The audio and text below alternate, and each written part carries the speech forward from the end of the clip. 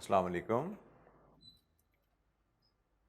अच्छा जी, हमारी कल डिस्कशन जो हुई थी, इन्फ्लेशन की वर्किंग को हमने क्लोज किया था और working capital management cash flows को डील करना कि कैपिटल प्रोजेक्ट जब भी आप अप्रेज करते हैं तो कैपिटल प्रोजेक्ट में आपको सिर्फ कैपिटल एसेट में इन्वेस्टमेंट रिक्वायर्ड नहीं होती, आपको current assets, net current assets जिसको हम वर्किंग कैपिटल कहते हैं उसमें भी इन्वेस्टमेंट रिक्वायर्ड होती है। वर्किंग कैपिटल रिलेटेड हमने 5 पॉइंट पढ़े थे, 4 तो रेगुलरली टेस्ट होने वाले पॉइंट है, 5वां पॉइंट रेयरली कभी हमारे सामने आ सकता है।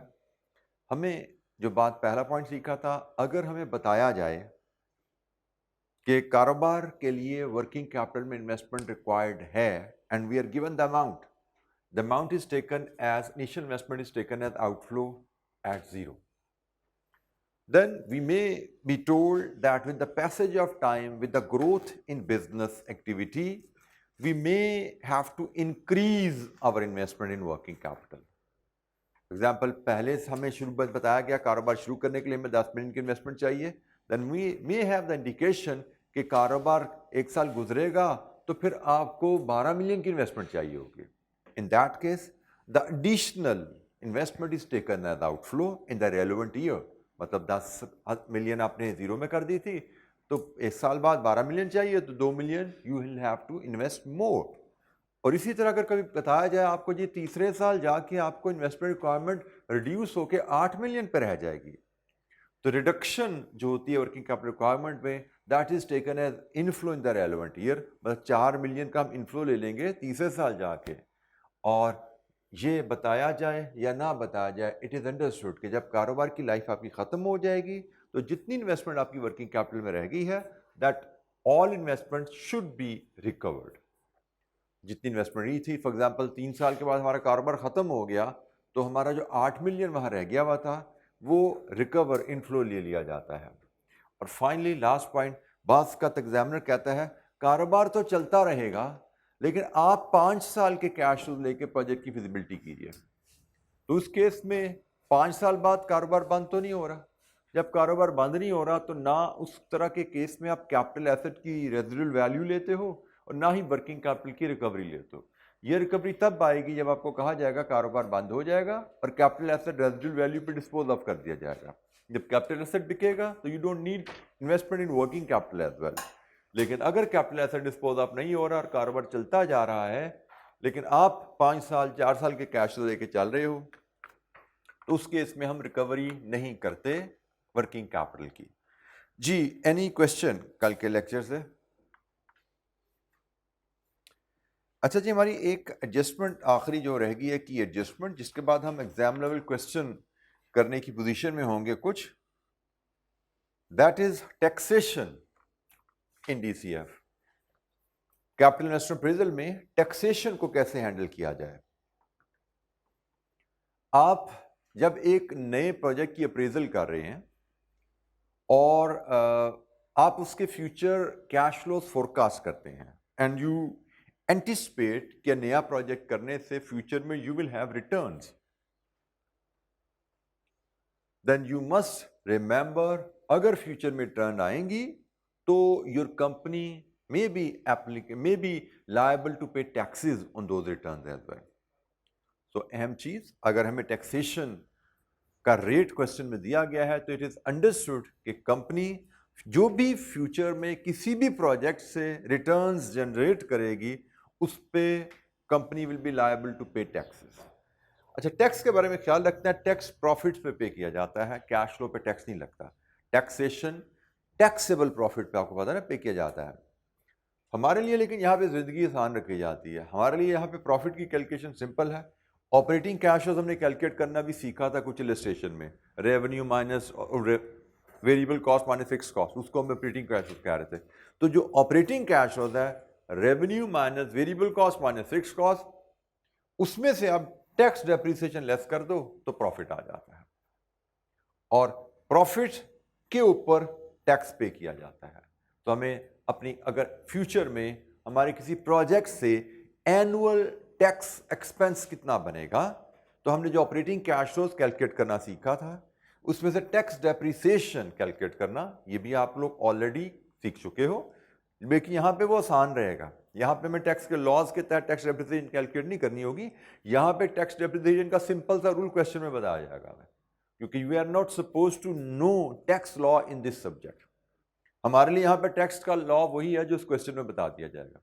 तो क्वेश्चन में हमें टैक्स डेप्रिसिएशन का असूल बता दिया जाएगा, डेप्रिसिएशन कैलकुलेट करना हमें आती है, कैश फ्लोज हमें कैलकुलेट करना आते हैं, तो कैश फ्लोज माइनस डेप्रिसिएशन से हमें प्रॉफिट मिलेगा और प्रॉफिट पे एक्सपेंस निकल आएगा जो हमारे कैश में जाके लाइन आइटम के तौर पे फिट हो जाएगा। जैसे अभी तक हमने लाइन आइटम डील करी सीखी, initial investment, working capital cash flows, net operating cash flows, ये चौथी लाइन आइटम ऐड हो जाती है टैक्सेशन, जिसकी वर्किंग हम बनाते हैं ऑपरेटिंग कैश फ्लोज के साथ ही टैक्स डेप्रिसिएशन लेस करके, और प्रॉफिट पे टैक्स कैलकुलेट करके अपनी चौथी लाइन आइटम हम कैश फ्लो में ऐड करते हैं। एक चीज ख्याल रखनी है, we may come across a statement in the question कि taxes are paid in arrears. We may come across this statement, taxes are paid in arrears। इसका मतलब होता है कि अगर जो पहले साल के मुनाफा आप कमाएंगे उसका टैक्स जो आप कैलकुलेट करोगे, उसकी पेमेंट शुरू करोगे year 2 में। We may come across this statement, taxes are paid in arrears. हम कैलकुलेट उसी तरह करेंगे, सालाना मुनाफा कैलकुलेट करेंगे, सालाना मुनाफा पे टैक्स कैलकुलेट करेंगे, लेकिन टैक्स की पेमेंट डिले एक साल एरियर में शो करेंगे। Let's have a look at few example, कुछ एग्जांपल देखते हैं और फिर इस पे बात करते हैं क्या मजीद हमें यहां सीखने को है। Illustration 34,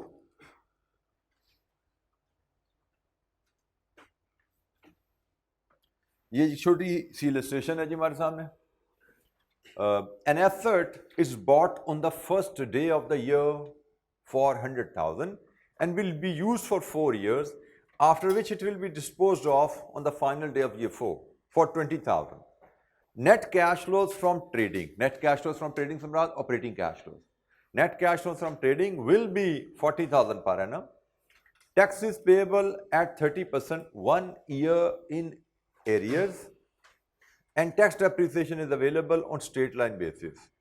The cost of capital is 10%.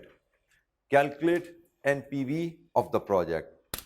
एक सिंपल सा केस NPV कैलकुलेशन का, इसमें हम अगर कैश फ्लो आइडेंटिफाई करें, एक कैपिटल एसेट है इन्वेस्टमेंट, उसकी रेजिडुअल वैल्यू है, फिर ट्रेडिंग कैश फ्लोज हैं और उसके बाद टैक्सेस का जिक्र है।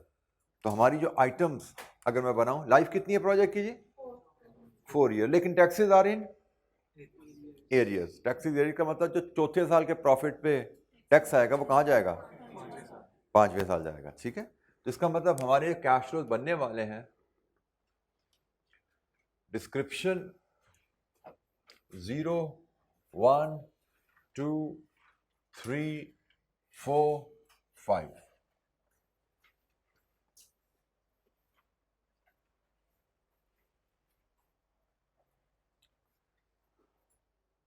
वैसे मैं इस तरह क्यों कर रहा हूँ? हम एनुटी की शेप में ले सकते हैं ना इसको? यस, मैं गलत कर रहा हूँ, हम एनुटी की शेप में ले सकते हैं इसको। तो एनुटी की शेप में हम यहाँ पे लेंगे ईयर, यहाँ पे लेंगे कैश फ्लोज, यहाँ पे लेंगे डिस्काउंट फैक्टर, यहाँ पे लेंगे पीवी। ठीक है, हम एनुटी शेप में कैश फ्लोज ले सकते हैं क्योंकि सालाना कैश फ्लोज कांस्टेंट है, क्योंकि डेप्रिसिएशन भी स्ट्रेट लाइन है। तो स्ट्रेट लाइन डेप्रिसिएशन हर साल सेम होती है। सेम कैश फ्लोज में से हर साल सेम डेप्रिसिएशन लेस होगी तो प्रॉफिट भी सेम आएगा और टैक्सेशन भी सेम आएंगे। तो सारे कैश फ्लोज हमारे सेम है। मेरी जो आइटम यहाँ पे बनेंगी, एक मेरी इन्वेस्टमेंट यहाँ पे आएगी, फिर मेरी रेजिडुअल वैल्यू आएगी, फिर मेरे यहाँ पे नेट ऑपरेटिंग कैश फ्लोज, इस केस में नेट ट्रेडिंग की टर्म यूज की उसने, और आखिरी आइटम मेरी जो नहीं आ रही है यहाँ पे टैक्सेशन है। इन्वेस्टमेंट मेरी 0 में होगी, रेजिडुअल वैल्यू मेरी 4 में, ट्रेडिंग कैश फ्लो 1 से 4 में, और टैक्सेशन 2 से 5 में एरियर्स। इन्वेस्टमेंट मेरी है 100,000 आउटफ्लो, रेजिडुअल वैल्यू मेरी है 20,000 इनफ्लो, ट्रेडिंग कैश फ्लोज मेरे 40,000 पर एनम है, और अब मुझे कैलकुलेट करना है मेरा सालाना टैक्स कितना बनेगा। उसके लिए मैं वर्किंग 1 यहां पे प्रेजेंट करूंगा। हमने अभी जो बात सीखी, tax is always calculated on profit, this is cash flow not profit. And how do we measure profit? Cash flows minus depreciation. Cash flows हमारे पास है, हम डेप्रिसिएशन इसमें से डिडक्ट करेंगे, हमें प्रॉफिट आ जाएगा। प्रॉफिट पे हम टैक्स कैलकुलेट कर रहे होंगे। तो मेरी वर्किंग में मैं नेट ट्रेडिंग कैश फ्लोज लूंगा 40,000, इसमें से मैं लेस कर दूंगा एनुअल डेप्रिसिएशन। ख्याल रखना है हम टैक्स डेप्रिसिएशन लेंगे। यहां पे इस क्वेश्चन में एग्जामिनर ने क्लियरली बताया हुआ tax depreciation is available on straight line basis. ठीक है जी।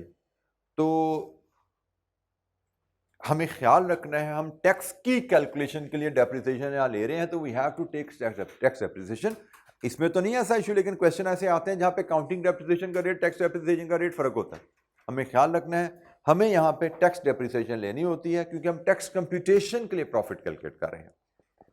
तो जनाब टैक्स कंप्यूटेशन जो हमारी डेप्रिसिएशन की कैलकुलेशन बनती है स्ट्रेट लाइन में, initial investment minus residual value divide with life. तो हमारी टैक्स डेप्रिसिएशन सालाना 20,000 हमारी टैक्स डेप्रिसिएशन है। तो यहां से हमें मिला annual taxable profit, it is 20,000, और इस पे हम एनुअल टैक्स एक्सपेंस कैलकुलेट कर सकते हैं एट द रेट ऑफ 30%। तो ये बना जनाब 6,000। ये है हमारा सालाना टैक्स 6,000, पेमेंट है, एक्सपेंस है 6,000। लीजिए जी, अब ये है हमारे इस प्रोजेक्ट के कैश फ्लोज। हमारे प्रोजेक्ट कैश फ्लोज में एक नई लाइन आइटम हमने ऐड करनी सीखी, और इसकी वर्किंग ये आपके सामने है। सिंपल केस था, आसान तरीन सिंपल वर्किंग जो यहां पे हमने बनाई। स्ट्रेट लाइन टैक्स में बताई गई थी। आई रिपीट, हमारे लिए यहाँ पे टैक्स का लॉ वही है जो सवाल में लिखा हुआ है। हमें आपने कैफ 2 में जो टैक्स पढ़ा है वो लॉ जानना यहाँ पे ज़रूरी नहीं है, वो लॉ हमने अप्लाई नहीं करना। ठीक है, यहाँ पे जो सवाल में टैक्स का लॉ लिख दिया गया वही हमारे लिए टैक्स। जैसे डेप्रिसिएशन का रेट बता दिया गया, इसको लेके चलेंगे, टैक्स का रेट बता दिया, ये लेकर चलेंगे। हमने अपनी तरफ से कि ये कंपनी का टैक्स है, इंडिविजुअल का टैक्स है, जो हमने पढ़ा होगा कहीं, जो हमने डेप्रिसिएशन के तरीके पढ़े हुए हैं, इनिशियल डेप्रिसिएशन है तो फलाना है टिमकाना, कुछ नहीं पढ़ा, हम अप्लाई करेंगे। जो कुछ अप्लाई करना है टैक्स का, यहाँ पे जो लिखा हुआ है that is the tax law for us. जी, एनी क्वेश्चन? बेटा एरियर्स है ना, taxes are paid 1 year in arrear, मतलब पहले साल के मुनाफे पे टैक्स दूसरे साल जाएगा, दूसरे साल के मुनाफे पे टैक्स तीसरे साल जाएगा, चौथे साल के मुनाफे पे टैक्स 5वें साल जाएगा। Taxes are paid in arrears. जी, कोई और सवाल? जी बेटा, बेटा ये क्या ट्रेडिंग कैश फ्लो है? क्या ये ऑपरेटिंग कैश फ्लो है? This is investing cash flow which is not used in determination of taxable profits. ठीक है, ये इन्वेस्टिंग कैश फ्लोज है। प्रॉफिट की डिटर्मिनेशन में आपके ट्रेडिंग कैश फ्लोज या ऑपरेटिंग कैश फ्लोज यूज किए जाते हैं। जी, कोई और सवाल?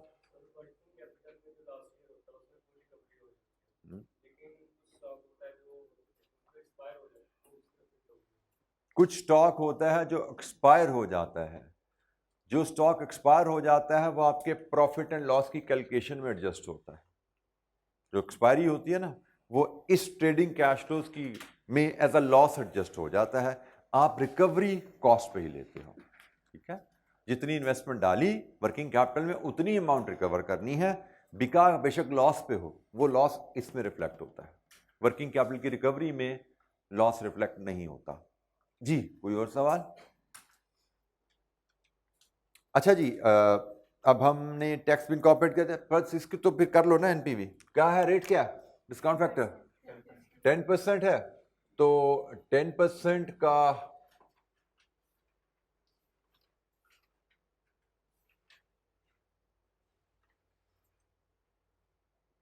4 year single present value factor, 10% 4 year single factor 683, 10% 4 year annuity factor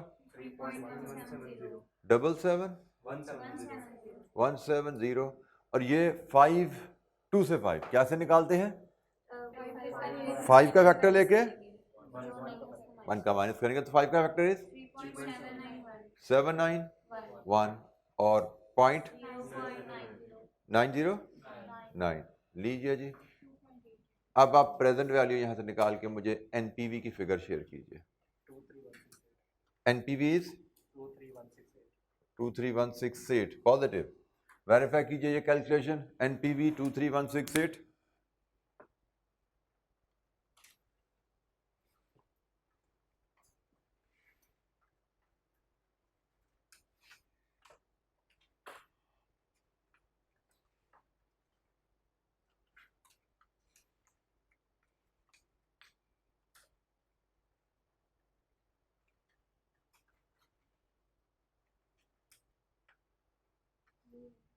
ठीक है जी, ओके।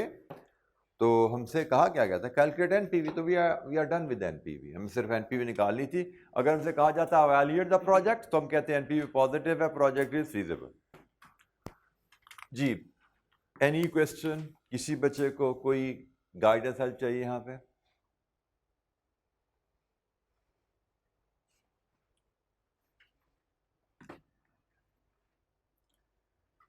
अच्छा, यहाँ पे अब एक स्टेप और आगे चलते हैं, कुछ इसमें नई टर्म्स इस सवाल में मैं कुछ इंट्रोड्यूस करवाऊंगा इलस्ट्रेशन 35 में।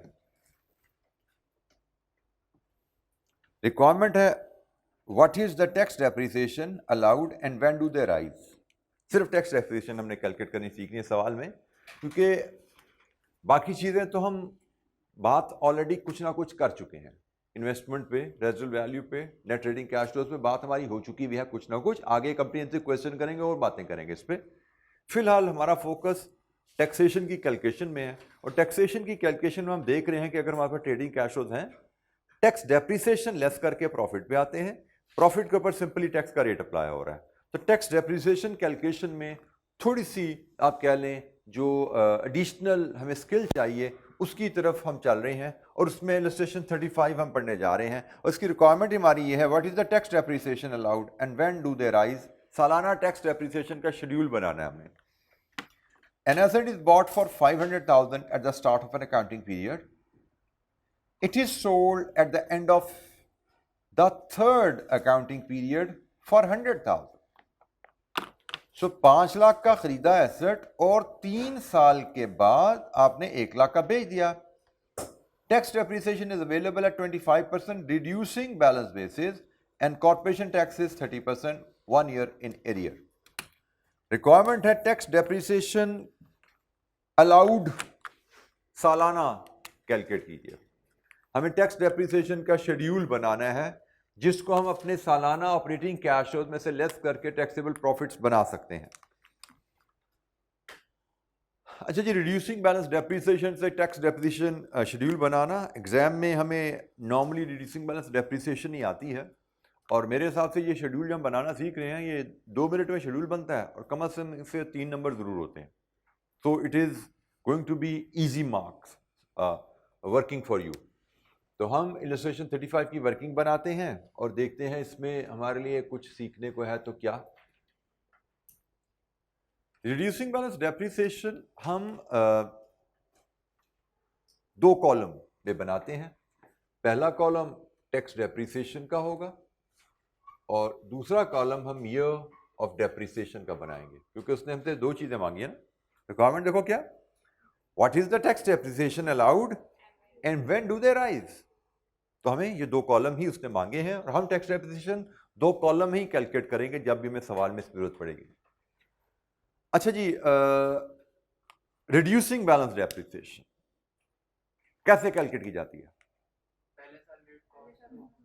It is always calculated on, पहले साल it is calculated on cost, not like this.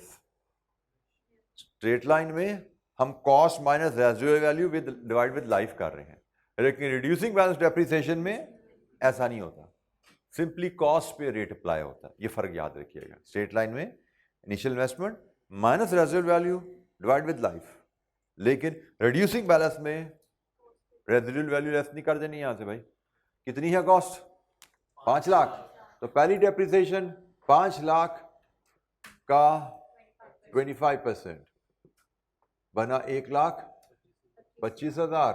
पहली डेप्रिसिएशन पहले साल में आएगी।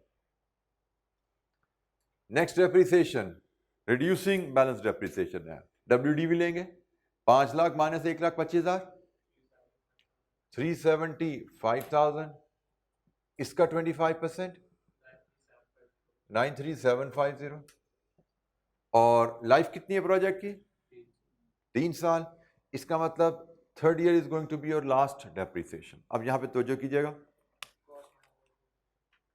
थर्ड ईयर हम एसेट डिस्पोज ऑफ भी कर रहे हैं, थर्ड ईयर हम एसेट डिस्पोज ऑफ भी कर रहे हैं। जो आपने अकाउंटिंग सीखी हुई है अभी तक, जो आपने अकाउंटिंग में नॉलेज सीखा हुआ है, आप थर्ड ईयर भी पहले स्टेप में रिड्यूसिंग बैलेंस डेप्रिसिएशन चार्ज करते हो। जरा बताओ जरा कितनी बनती है इसकी WDV कितनी बन रही है, 281250, इसका 25% डेप्रिसिएशन अगर करो तो जी 312। अच्छा अब जरा यहां पे तो जो कीजिएगा, आपने 3 साल ये डेप्रिसिएशन चार्ज की रिड्यूसिंग बैलेंस पे, अब 3 साल बाद एसेट आपने डिस्पोज ऑफ कर दिया। जब एसेट डिस्पोज ऑफ होता है तो एसेट के डिस्पोजल पे गेन या लॉस आता है, ऐसा ही है। तो भाई वो जो आप बात कर रहे थे ना डिस्पोजल पे, ये वो 20,000 रेजिडुअल वैल्यू आ गई, वो इनकम नहीं होती। इनकम आती है आपकी अगर आपको एसेट की डिस्पोजल पे कोई गेन आ जाए तो, या लॉस आ जाए तो एक्सपेंस हो जाता है। ठीक है, तो हम उसको जरा कैलकुलेट करते हैं। मेरी WDV आफ्टर 3 ईयर कितनी है जी, इसमें से भी ये माइनस कर दोगे ना, तभी WDV आएगी ना at the time of disposal 210,938, और मैंने एसेट बेचा कितने का, रेजिडुअल वैल्यू है 1 लाख की, इसका मतलब मुझे कितना लॉस आ गया, लॉस ऑन डिस्पोजल 110,938, ठीक हो गया जी। अब जरा तो जस्ट देखिएगा, आखिरी साल एक मेरा एक्सपेंस ये है और एक मेरा एक्सपेंस ये है, लॉस ऑन डिस्पोजल।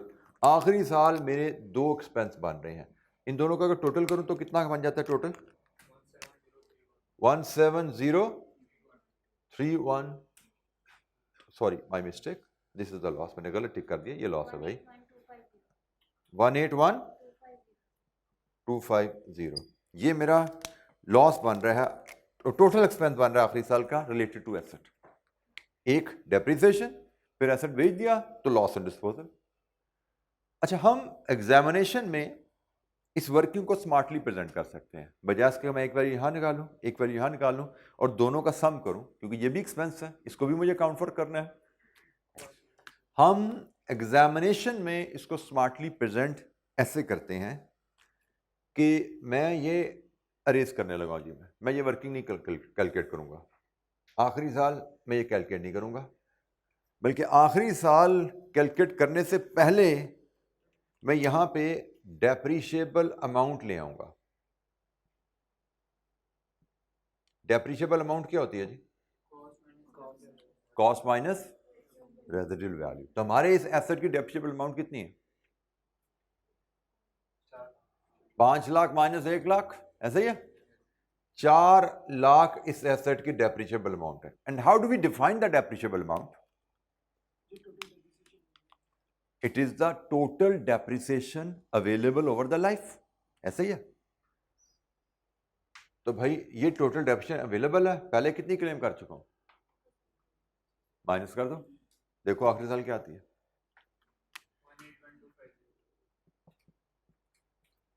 सेम।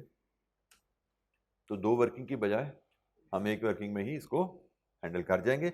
इसको हम लिखते हैं बैलेंसिंग डेप्रिसिएशन। जब हमने आखिरी साल रिड्यूसिंग बैलेंस डेप्रिसिएशन चार्ज कर दी थी ना, तो जो बैलेंस अवेलेबल डेप्रिसिएशन थी वो मेरा as loss on disposal of asset मेरे पास आ रहा था।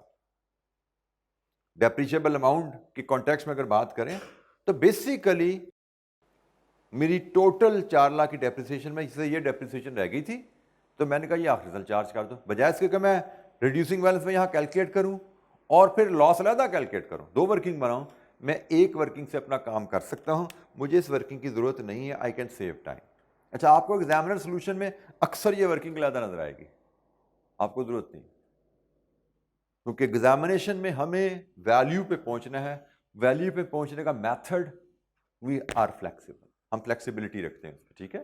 तो वहां पे बेशक आपको लॉस और गेन की कभी वर्किंग नजर आया करेगी, लेकिन आपने ऐसा नहीं करना गेन है या लॉस है आपका इस फिगर में एडजस्ट हो जाता है। आपकी इस फिगर में डिस्पोजल पे गेन आ रहा है या लॉस आ रहा है, वो इस फिगर में एडजस्ट हो रहा है। हम हमेशा डेप्रिसिएशन की वर्किंग ऐसे किया करेंगे, डेप्रिशिएबल अमाउंट लिया करेंगे और आखिरी साल में बैलेंसिंग फिगर लाया करेंगे, भाई टोटल कितनी अवेलेबल थी, पहले कितनी क्लेम कर चुके हो, बैलेंसिंग डाल दो, गेन है या लॉस है यहां एडजस्ट हो जाएगा, ठीक है जी। एनी क्वेश्चन, कोई सवाल?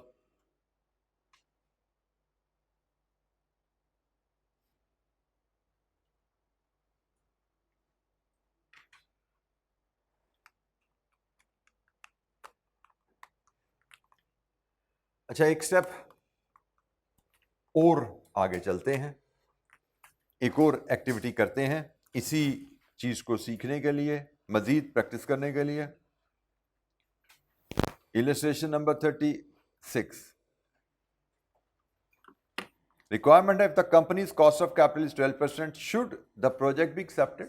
क्या प्रोजेक्ट हमें करना चाहिए? प्रोजेक्ट की फिजिबिलिटी पे बात है जी। Scarlet Shield Limited produces accounts to 31st March annually. A project is under consideration as follows.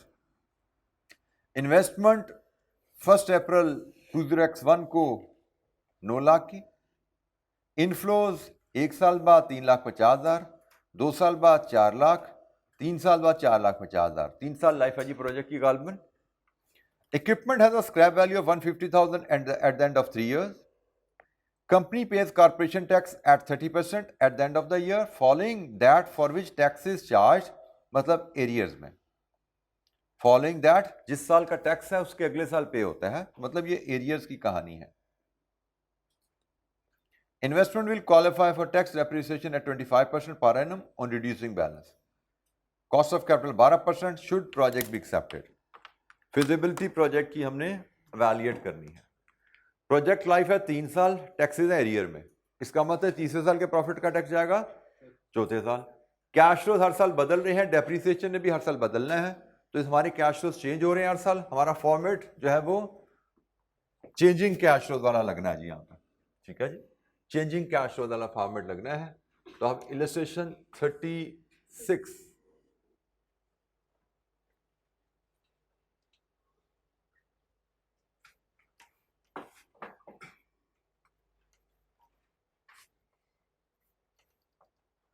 Illustration 36,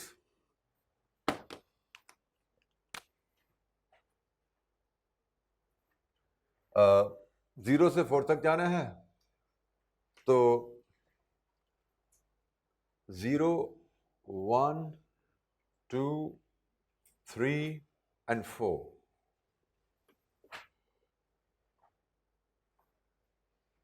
हमारी इनिशियल इन्वेस्टमेंट हमें गिवन है जी। 0 में 9 लाख इन्वेस्टमेंट है और साथ इसकी रेजिडुअल वैल्यू भी डाल देते हैं। 3 साल बाद कितनी है? 150,000। 3 साल बाद यहाँ पे हमने इसकी रेजिडुअल वैल्यू भी डाल दी। इसके बाद नेट ऑपरेटिंग कैश फ्लोज, कारोबार से हम कमाएंगे क्या, गिवन है जी। साल बाद 3,50,000, 2 साल बाद 4 लाख, 3 साल बाद 4,50,000। इसके बाद क्या बचा? टैक्स। इसके बाद हमें टैक्स चाहिए, टैक्स डाल देंगे तो यहाँ पे हमें नेट कैश फ्लोज मिल जाएगा। इसके बाद हम डिस्काउंट फैक्टर लाएंगे, कितना है डिस्काउंट फैक्टर? क्या भाई? 12%। यहां से प्रेजेंट वैल्यू और फिर यहां से net present value to evaluate the project. By the way, क्या उसने मुझे कहा एनपीवी टूल लगाओ? Should project be accepted? उसने मुझे कोई टूल लगाना नहीं कहा।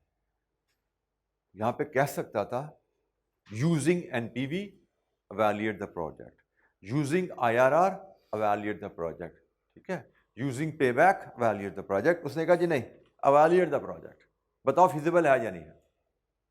तो जब ऐसा क्वेश्चन आएगा, we will select the best tool, we will select the best tool, and which one is the best? NPV is the best tool। अगर वो किसी टूल को इस्तेमाल करने की इंस्ट्रक्शन देगा, हम उसको फॉलो करेंगे। अगर वो हम पे छोड़ेगा टूल की सिलेक्शन, तो हम तो बेस्ट टूल जो टेक्निकली सुपीरियर टूल है उसको लेंगे। And NPV is the technically superior tool. तो इसलिए मैंने इसको एनपीवी की मदद से सॉल्व करने का फैसला किया। अच्छा जी, मुझे अब टैक्सेशन चाहिए, तो टैक्सेशन के लिए मैं करूंगा वर्किंग वन टैक्सेशन के लिए। टैक्स हमारा कैलकुलेट होता है टैक्सेबल प्रॉफिट पे। और टैक्सेबल प्रॉफिट कैसे आते हैं? Operating cash flow less tax depreciation. तो 3 साल के कैश फ्लोज हैं, 1 2 3, 1 2 3। हम यहां पे लेंगे नेट ऑपरेटिंग कैश फ्लोज जो हमें रेडीली अवेलेबल है, इसमें से लेस करेंगे हम टैक्स डेप्रिसिएशन, हमें मिल जाएगा यहां पे टैक्सेबल प्रॉफिट्स। और टैक्सेबल प्रॉफिट्स पे हम कैलकुलेट कर लेंगे टैक्स किस रेट पे। क्या है जी टैक्स का रेट? 30%। अच्छा जी, नेट ऑपरेटिंग कैश फ्लोज की फिगर रेडीली अवेलेबल है, 3,50,000, 4,00,000 और 4,50,000। Tax net operating cash flows readily available. Tax depreciation, reducing balance depreciation से शेड्यूल बनाना है, वर्किंग 1.1 हम बनाएंगे। और ये हमने तरीका सीखा था रिड्यूसिंग बैलेंस डेप्रिसिएशन से शेड्यूल बनाने का, ठीक है। तो मैं यहाँ पे इधर वर्किंग 1 बनाता हूँ। इसके लिए वर्किंग 1.1 क्या फॉर्मेट रहता है जी? हमने क्या कहा था, वर्किंग हमारी होती है 2 कॉलम में। एक कॉलम होगा टैक्स डेप्रिसिएशन का और एक कॉलम होगा ईयर ऑफ डेप्रिसिएशन का। Reducing balance depreciation is always calculated on cost. तो कॉस्ट हमारी है 9 लाख और डेप्रिसिएशन का रेट है 25%। तो पहली डेप्रिसिएशन 2,25,000 फर्स्ट ईयर की। WDV लाओ सेकंड ईयर की, कितनी बनी? 675,000। इसका 25% लो, सेकंड ईयर की डेप्रिसिएशन जी 168,750। 2 साल हो गए, अब आ गया तीसरा साल। तीसरा साल तो आखिरी साल है और हमने कहा था भी आखिरी साल हम रिड्यूसिंग बैलेंस डेप्रिसिएशन कैलकुलेट नहीं करेंगे, आखिरी साल हम बैलेंसिंग डेप्रिसिएशन लिया करेंगे। और बैलेंसिंग डेप्रिसिएशन के लिए मुझे पहले चाहिए डेप्रिशिएबल अमाउंट, डेप्रिशिएबल अमाउंट या वैल्यू। तो मेरी डेप्रिशिएबल अमाउंट या वैल्यू क्या है इस केस में? Initial investment minus residual value, ये मेरी डेप्रिशिएबल अमाउंट है। इसको मैंने यहां पे फिट किया कि भाई मुझे ओवर द लाइफ 7,50,000 की डेप्रिसिएशन अवेल होनी थी।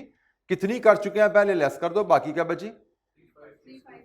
3,5,250। लीजिए जी, मैं फिर आपको याद करा दूं, ये जो हम वर्किंग करते हैं, ये working includes the effect of gain या loss on disposal of capital asset. तो हमें अलहदा से गेन और लॉस की वर्किंग नहीं करनी। एग्जामिनर आखिरी साल भी रिड्यूसिंग बैलेंस डेप्रिसिएशन कैलकुलेट करता है, जैसे मैंने आपको ये करके दिखाया था। वो आखिरी साल डेप्रिसिएशन कैलकुलेट करता है और फिर लॉस की वर्किंग अलहदा करता है। हम ऐसा नहीं करेंगे, हम बैलेंसिंग डेप्रिसिएशन कैलकुलेंगे। तो बैलेंसिंग डेप्रिसिएशन आपकी हमें टाइम सेव करेगा। It's efficient way of managing things. तो जनाब हमारी ये डेप्रिसिएशन आ गई। अब ये डेप्रिसिएशन हम यहां पे लेके आएंगे। पहली डेप्रिसिएशन 2,25,000, दूसरी डेप्रिसिएशन 168,750 और आखिरी डेप्रिसिएशन 356,250। लीजिए जी, यहां से बनाइए पहले साल प्रॉफिट 75,000 तो नहीं लग रहा मुझे, 125 लग रहा है मुझे। कैसे कैलकुलेटर इस्तेमाल कर रहे हो आप लोग? 125,000 दूसरे साल 231,250 तीसरे साल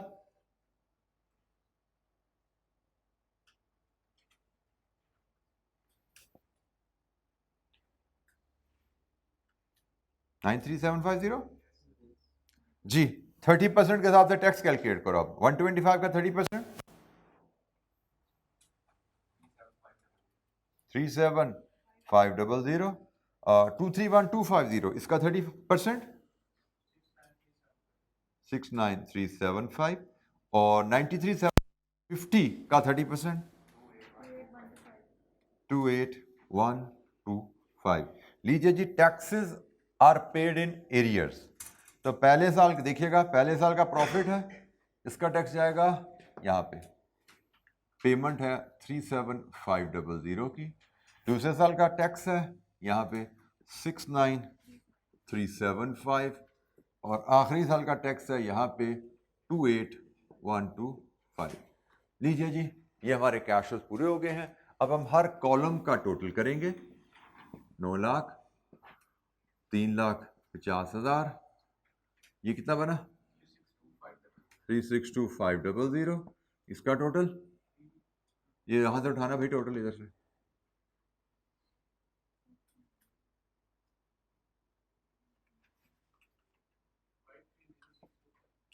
530,625 और ये आखिरी है 28,125। लीजिए जी, कैश फ्लोज आपके पास है। 12% का रेट लगाइए और एनपीवी बताइए क्या आ रही है। और किसी बच्चे को कोई वर्किंग प्रेजेंटेशन कैलकुलेट समझ नहीं आई, पूछिए। कैलकुलेट एनपीवी और डिसीजन दीजिए प्रोजेक्ट फीजिबल है या नहीं है। कोई वर्किंग पे किसी को हेल्प चाहिए, पूछिए। कोई लॉजिक रैशनल समझ नहीं आया किसी कैलकुलेशन का, पूछिए।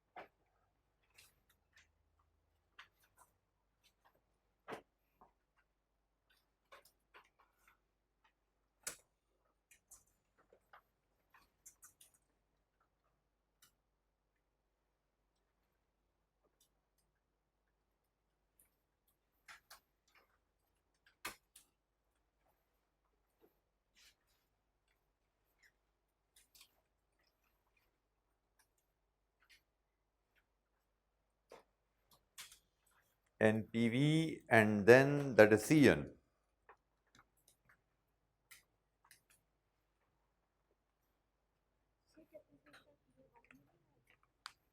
जी बेटा,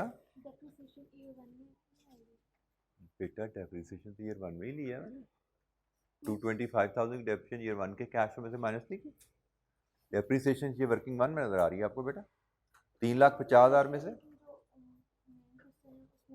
बेटा that is not depreciation, that is tax payment and taxes are paid in arrears. Question पढ़िए जरा, जो मैंने रेड से लिखा भी। बेटा एरियर का मतलब होता है जिस साल का टैक्स है उससे अगले साल, ठीक है। टैक्सेशन तो भाई कैलकुलेट ही आपका साल के एंड पे किया जाता है ना, टैक्स तो कैलकुलेट ही साल के एंड पे हुआ। एरिया का मतलब अगले साल, ठीक। सेम ईयर होता तो 1 में ही पे हो जाता। एरियर है 2 में पे होगा। और ये टैक्स की कैलकुलेशन है। डेप्रिसिएशन तो मैंने पहले साल के कैश फ्लो में चार्ज की हुई है। जी बेटा, क्या at the end of first year होता? बेटा टैक्सेस के बारे में या उसने लिखा होगा 30% इज द टैक्स रेट, खामोश हो गया। या लिखा होगा taxes are 30% paid in the same year, या लिखा होगा taxes are 30% paid in the arrears. जब उसने कहा एरियर में पे होगा, जिस साल का टैक्स अगले साल पे होगा। जब उसने कहा सेम ईयर पे होगा तो सेम ईयर पे होगा, पहले साल का टैक्स पहले साल पे होगा। जब वो साइलेंट रहा तो भी जिस साल का टैक्स उसी साल पे हो जाएगा, सेम ईयर ट्रीट करते हैं। बेटा टैक्स साल के एंड पे ही कैलकुलेट होता है, टैक्स कभी एडवांस में कैलकुलेट कर ही नहीं सकते आप। साल के शुरू में आपको पता लग सकता है आपने साल में कितना टैक्स पे करना, तो टैक्स की कंप्यूटेशन होती ही साल के एंड पे है। वहां से फिर एरियर का मतलब है अगले साल, 1 ईयर एरियर का मतलब होता है अगले साल।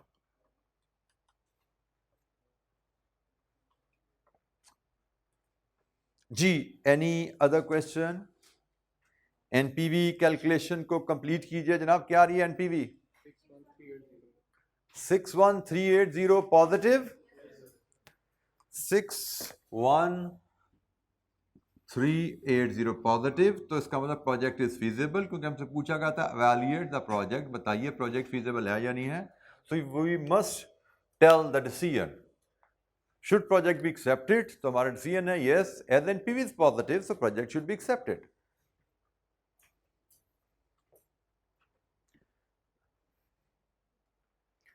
अच्छा जी, टैक्सेशन और डेप्रिसिएशन के रेफरेंस से हमारी एक लर्निंग रह गई है, और मुझे लगता है इलस्ट्रेशन 37 हमारा वो आखिरी पॉइंट भी क्लियर कर देगी। इलस्ट्रेशन नंबर 37 हमारा आखिरी पॉइंट भी क्लियर करेगी। तो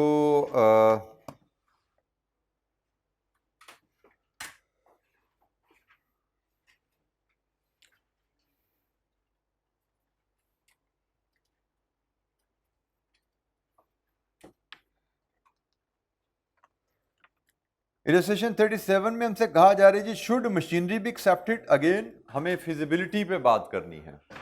मेथड कौन सा है? हमारी चॉइस का होगा। Filikars Limited is considering whether or not to purchase an item of machinery costing 400,000 in 2005. It would have a life of 4 years, after which it would be sold for 200,000. The machinery would create annual cost saving of 140,000. Cost saving is as good as income. ठीक है, हमारी operating cash flow 140,000. The machinery would attract tax depreciation of 25% on reducing balance basis. The rate of corporation tax is 30%. Tax is payable 1 year in arrears. The cost of capital is 8%. हमसे कहा गया जी, बताइए क्या हमें machinery खरीदनी चाहिए? तो कैसे शुरू होगा जी काम इसका? स्ट्रेट फॉरवर्ड सा सवाल लग रहा है ना। 4 साल लाइफ है और सालाना 1,40,000। अच्छा, रिटर्न यहां पे देखिएगा, सालाना कैश फ्लो तो 1,40,000 कांस्टेंट है, लेकिन डेप्रिसिएशन रिड्यूसिंग बैलेंस होने की वजह से टैक्स एक्सपेंस कांस्टेंट नहीं है। इसका मतलब हमें एन्युटी शेप में नहीं जाना, हमें कैश फ्लोज की शेप लेनी है हर साल डिफरेंट वाली, क्योंकि हमारा टैक्सेशन एक्सपेंस हर साल सेम नहीं होने वाला। लाइफ है प्रोजेक्ट की 4 साल, टैक्सेस इन एरियर, इसका मतलब 0 से 5 तक की गिनती चाहिए हमें। तो जगह जनाब बनाते हैं, ये इलस्ट्रेशन 36 को हम रेस करते हैं, यहां से कर दीजिए रेस।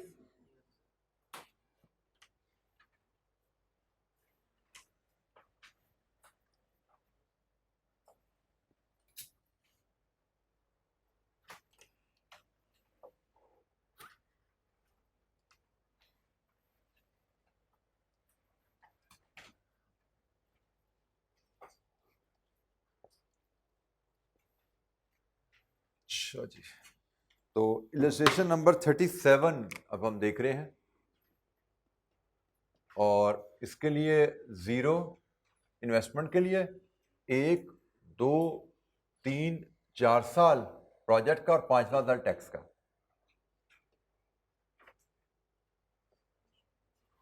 हमारी आइटम्स ऑफ कैश फ्लोज, एक इनिशियल इन्वेस्टमेंट,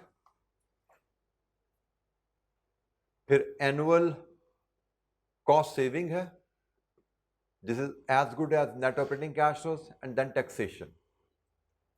ये तीन ही लाइन आइटम्स हमें नजर आ रही हैं।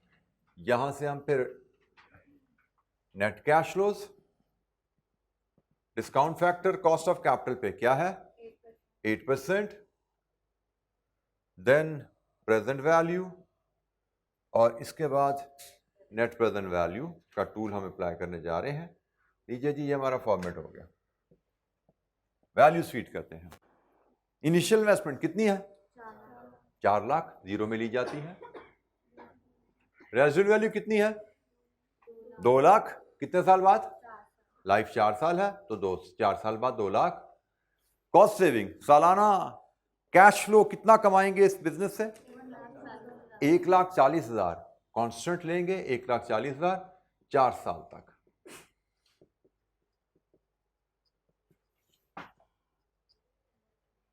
अब रहेगी हमारी वर्किंग टैक्सेशन की, जिस पे हमें काम करने हैं। तो टैक्सेशन के लिए वर्किंग बनाएंगे हम वर्किंग 1। टैक्सेशन की वर्किंग 1 जैसे हमने पीछे बनाई थी, 1 2 3 4 साल। नेट ऑपरेटिंग कैश फ्लोज, जो कि हमारी एनुअल कॉस्ट सेविंग है इस केस में, इसमें से लेस करेंगे हम टैक्स डेप्रिसिएशन, हमें मिलेगा taxable profit.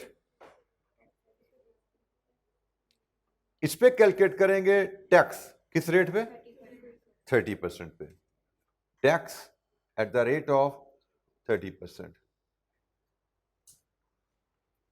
Operating cash flows readily available 140,000 every year.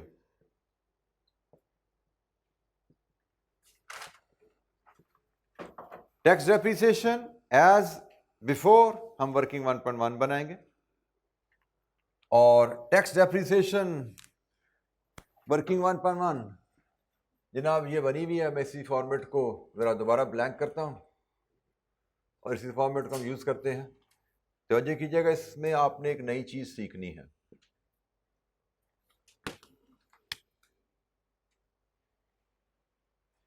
Depreciation का रेट क्या है 25% रिड्यूसिंग बैलेंस। तो जनाब कॉस्ट पे शुरू होगी depreciation. Never ever adjust residual value here. Straight line depreciation में फिर याद करा रहा हूं, स्ट्रेट लाइन डेप्रिसिएशन में आप रेजिडुअल वैल्यू एडजस्ट करते हो, लेकिन reducing balance depreciation is always calculated on cost. तो 25% के हिसाब से पहली डेप्रिसिएशन 1 लाख पहले साल में, 2 3 4 टोटल 4 डेप्रिसिएशन आनी है ना, और यहां पे हमें डेप्रिशिएबल अमाउंट चाहिए होती है। तो डेप्रिशिएबल अमाउंट क्या है जी हमारी, what is depreciable amount, initial investment minus residual value 2 lakh. अच्छा जी, रिड्यूसिंग बैलेंस डेप्रिसिएशन। अच्छा यहां पे एक और तरीका सीखे, रिड्यूसिंग बैलेंस डेप्रिसिएशन के लिए आप WDV लेकर उसका 25 लो या प्रीवियस डेप्रिसिएशन का 75 ले लो, एक ही बात है। This is efficient, this is quick. WDV लेके 25 लो या प्रीवियस डेप्रिसिएशन का 75 लो, you get the same answer. तो हम आइंदा प्रीवियस डेप्रिसिएशन का 75 लेके चला करेंगे, काम जल्दी हो जाएगा। एक हम स्टेप प्रोवाइड कर लेते हैं। कितना बना 75,000। अगेन 75,000 का 75% 250, और ये तो आखिरी साल आ गया, ये तो बैलेंसिंग होना है जी। बताइए जरा बैलेंसिंग फिगर क्या आ रही है। एंड दिस इज, अगर आपने साइन सही यूज किए होंगे तो ये नेगेटिव आ रही है भाई, बताया नहीं आपने मुझे, ये नेगेटिव आ रही है 31,250। ये नेगेटिव फिगर हमें क्या बता रही है कि भाई हमें इस एसेट पे डेप्रिसिएशन मिलनी थी टोटल 2 लाख की, और हम आखिरी साल से पहले ही 2 लाख से ज्यादा क्लेम कर चुके हैं। हमें टोटल डेप्रिसिएशन मिलनी थी 2 लाख की, आखिरी साल से पहले ही 2 लाख से ज्यादा क्लेम कर चुके हैं हम, तो भाई 2 लाख से ज्यादा तो अलाउड ही नहीं थी, तो ये बेसिकली अब रिवर्स हो रही है, ये एक्सपेंस नहीं है, ये आपकी इनकम है। इसको हम एकेडमिक लैंग्वेज में बैलेंसिंग चार्ज कहते हैं। पिछले केस में हम उसको बैलेंसिंग डेप्रिसिएशन कह रहे थे ना, एक्सपेंस आ रहा था ना, उसको बैलेंसिंग डेप्रिसिएशन कह रहे थे, लेकिन जब ये नेगेटिव फिगर आ जाती है, ये हमारी इनकम को रिफ्लेक्ट कर रही है और इसको हम बैलेंसिंग चार्ज कहते हैं। ठीक है, तो ये तो एक्सपेंस है, आखिरी साल हमारी इस केस में इनकम आ रही है। जनाब इसको हम रिफ्लेक्ट यहां पे कैसे करेंगे? पहले साल 1 लाख, दूसरे साल 75,000, तीसरे साल 56,250 और आखिरी साल इनकम है 31,250। लीजिए जी, बाकी का काम आगे का आसान है आपके लिए। कंप्लीट कीजिए क्वेश्चन और मुझे एनपीवी बताइए, और कोई चीज समझ नहीं आई तो पूछिए। Complete the question for NPV.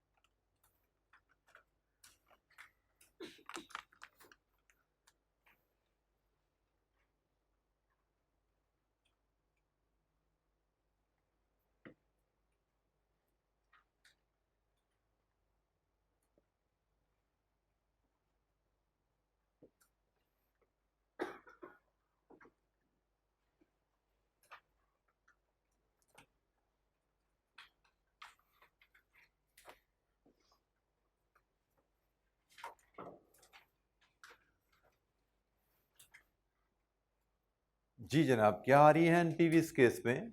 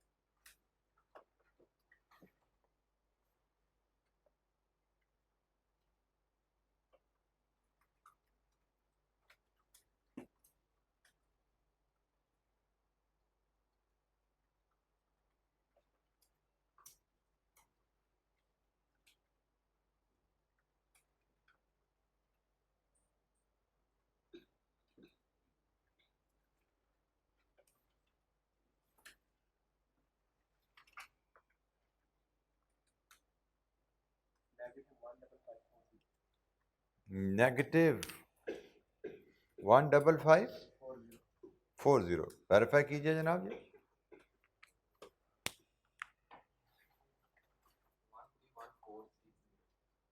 Positive 131460 positive. इतना फर्क भाई, कहाँ पे 15,000 नेगेटिव और कहाँ पे 1,31,000 पॉजिटिव।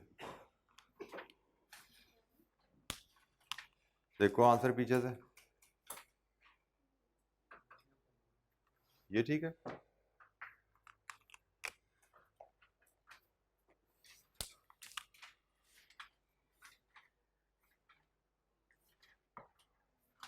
जी, किसी स्टूडेंट को कोई चीज समझ नहीं आई तो पूछिए। हमने इस क्वेश्चन में हमने एक बैलेंसिंग चार्ज का कॉन्सेप्ट देखा कि देयर इज अ पॉसिबिलिटी आखिरी साल हमें बैलेंसिंग डेप्रिसिएशन की जगह बैलेंसिंग चार्ज अराइज हो जाए। Balancing depreciation is expense, cash flow में से लेस किया जाता है प्रॉफिट पे आने के लिए, and balancing charge is treated as income, add किया जाता है कैश फ्लो में प्रॉफिट्स पे जाने के लिए। अच्छा, यहां पे एक पॉइंट और सीख लीजिए। यहां तक हो गया काम किसी सबका? एक पॉइंट और सीखिए। अगर कभी हमारा टैक्सेबल प्रॉफिट की जगह लॉस आ जाए तो ऐसा भी हो सकता है ना कि हमारा किसी साल कैश फ्लो कम है, डेप्रिसिएशन ज्यादा हो जाए, लॉस भी आ सकता है। तो रूल इज वेरी सिंपल, अगर प्रॉफिट है तो उस पर टैक्स पेमेंट होती है, और अगर लॉस है तो उस पर सेविंग या रिसीट कह लो। नॉर्मली आपने क्या पढ़ा हुआ, टैक्स लॉस आ जाए तो कैरी फॉरवर्ड हो जाता है, बट वो रूल हमने कहा जी हमें उस रूल का नहीं पता, हम टैक्स लॉ हमने नहीं पढ़ा हुआ यहाँ पे। In CAF 6 we don't know, CAF 2 we don't know tax. हमारे लिए जिंदगी आसान है, जो सवाल में लिखा है वही लॉ है। तो अगर सवाल में उसने लॉस के बारे में कोई जिक्र नहीं किया तो हमारा असूल सीधा है भाई, प्रॉफिट है तो टैक्स पे करते हैं, लॉस है तो टैक्स सेविंग मिलेगी हमें। ठीक है, तो जैसे प्रॉफिट आया यहां पे पेमेंट शो कर दोगे, लॉस आया तो यहां पे उसकी टैक्स सेविंग शो कर दोगे, इनकम शो कर दोगे, इनफ्लो शो कर दोगे। ठीक है, ये भी पॉइंट याद रखिएगा, कहीं ना कहीं किसी सवाल में हमें इसका सामना भी करना पड़ेगा। टैक्स लॉस भी हमें कहीं ना कहीं मिलेगा, टैक्स लॉस भी हमें, टैक्सेबल लॉस भी हमें कहीं ना कहीं मिलने वाला है, जिस पे हमें सेविंग लेनी है, टैक्स सेविंग, टैक्स पेमेंट नहीं लेनी। जी बेटा, नहीं नेगेटिव तो यहाँ पे बेटा देखो ना, टैक्स पेमेंट का नेगेटिव साइन आ रहा है ना, तो अगर लॉस है तो वो तो पॉजिटिव फिगर होगी ना, मतलब जो सेविंग है। प्रॉफिट पे हमने पेमेंट ली, टैक्स पेमेंट आउटफ्लो शो हो रहा है, टैक्स लॉस पे हम सेविंग लेंगे तो सेविंग तो इनफ्लो है ना। ठीक है, अगर प्रॉफिट्स है, प्रॉफिट पे टैक्स पेमेंट है, प्रॉफिट पे टैक्स पेमेंट है, लेकिन अगर लॉस है तो लॉस पे टैक्स सेविंग है, saving is inflow, positive values.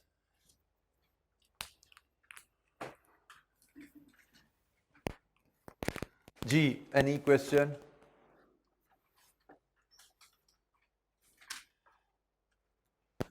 अच्छा जी, हमने अब यहाँ पे शुरू तो टाइम हमारा सवाल करने का है, लेकिन इस वक्त हमारे पास सवाल करने का आज की तारीख में वक्त नहीं है। तो आज की तारीख में हम एक छोटी सी कैलकुलेशन और है हमारे स्कोप में, हम उस पर ज़रा बात कर लेते हैं और सवाल फिर हम बाद में कर लेंगे।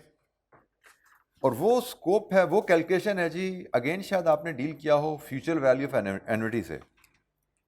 पेज 27 पे किताब में आपके पास फ्यूचर वैल्यू ऑफ एन्युटी की कहानी आ रही है। ये है जी फार्मूला हमारे पास फ्यूचर वैल्यू ऑफ एन्युटी का।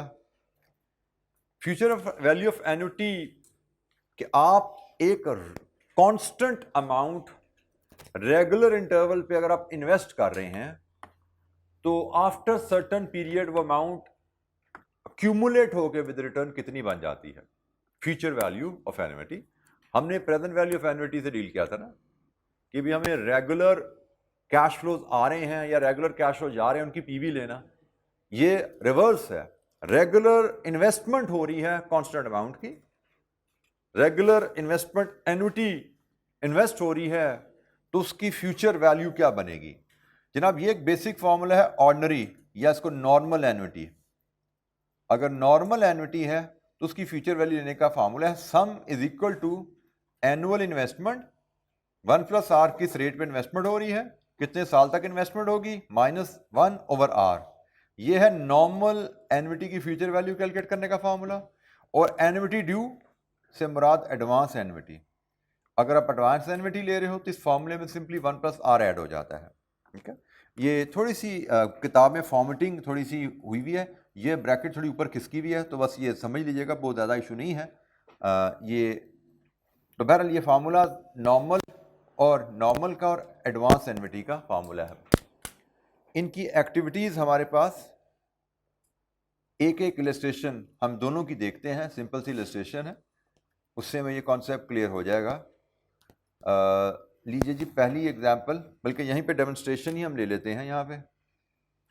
A saving scheme involves investing 100,000 per annum for 4 years on the last day of the year. तो ये नॉर्मल एन्युटी हुई ना, normal annuity which starts after 1 year from today. ठीक है, आज से साल बाद शुरू होती है, तो ये नॉर्मल एन्युटी का केस है।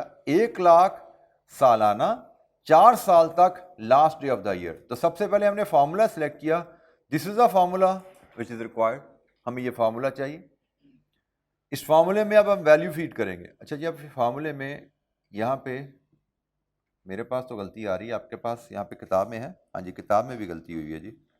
नहीं ठीक है, नहीं गलती नहीं है ये, ठीक है जी, थोड़ी सी बस ये मिसप्लेस हुई हुई है ये ब्रैकेट जो है, क्योंकि मैं इसकी वजह बता देता क्या है। ये फार्मूला ओरिजिनली शायद आई कैप की बुक में गलत लिखा हुआ था, ये ब्रैकेट मिसिंग थी आई कैप की बुक में, तो मैंने ये इसको रेक्टिफाई करके यहाँ पे यूज़ किया है। तो रेक्टिफिकेशन में वो जब प्रिंटिंग में शायद ये थोड़ी सी हिल जाती है ब्रैकेट, तो ये आप ख्याल रखिएगा, ये ब्रैकेट जहाँ पे सही जगह पड़ी है थोड़ी सी ऊपर खिसकी हुई है बस।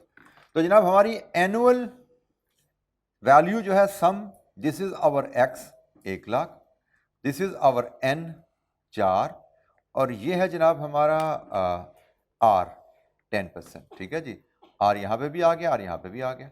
Solvent it 464 100।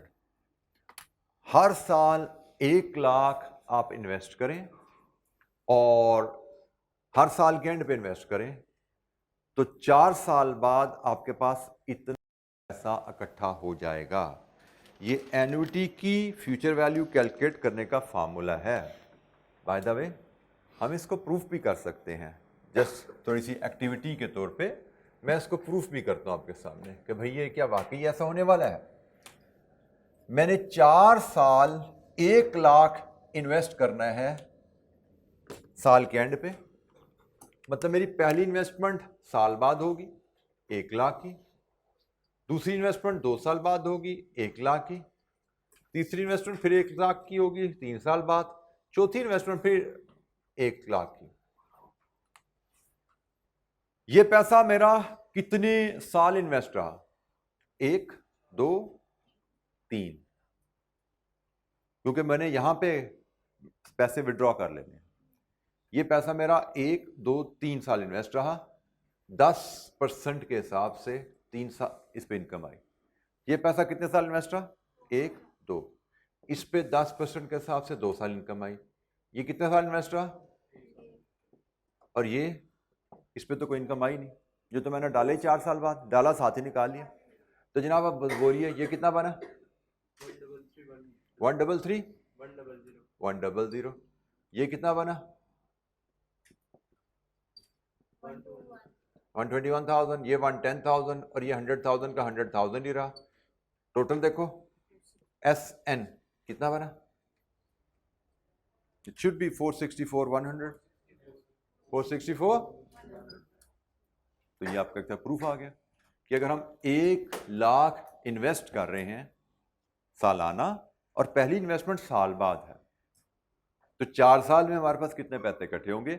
एन्युटी में इन्वेस्टमेंट है और ये नॉर्मल एन्युटी में इन्वेस्टमेंट है, 10% पे इन्वेस्टमेंट है, 4 इन्वेस्टमेंट्स है, 4 साल बाद पैसा कितना इकट्ठा होगा वो ये है।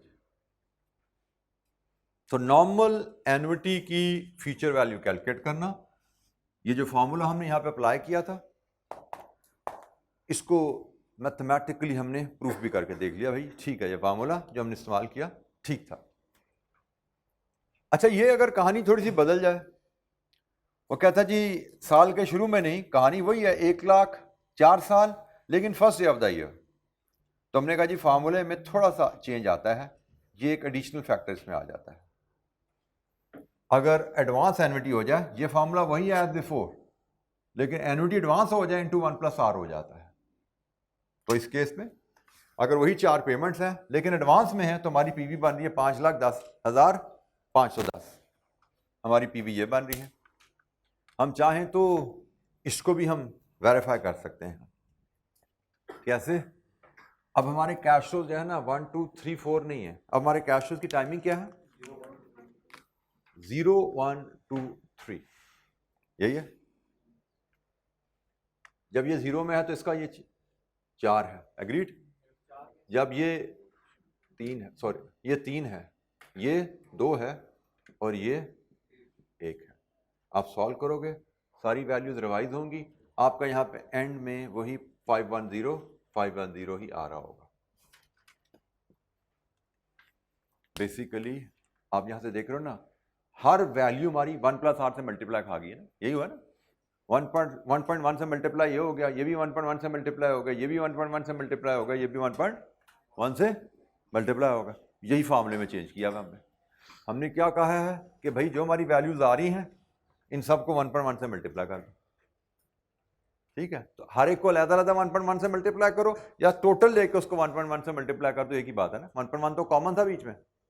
तो फार्मूले में एडजस्टमेंट सिर्फ यही है कि जो हमने प्रीवियस फार्मूला पढ़ा था नॉर्मल एन्युटी के सम का इंटू 1+R हमने किया हुआ है, तो ये हमारी एडवांस एन्युटी का फार्मूला आ जाता है।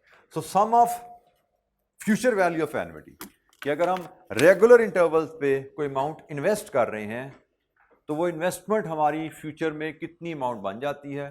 This is a small concept of future value of annuity.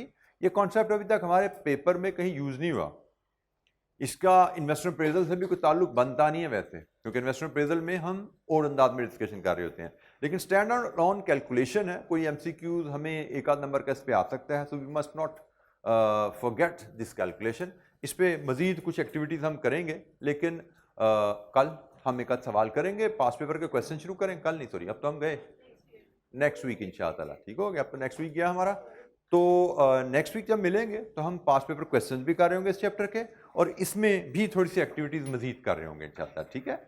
तो आज से इतना ही, थैंक यू वेरी मच, अस्सलाम वालेकुम।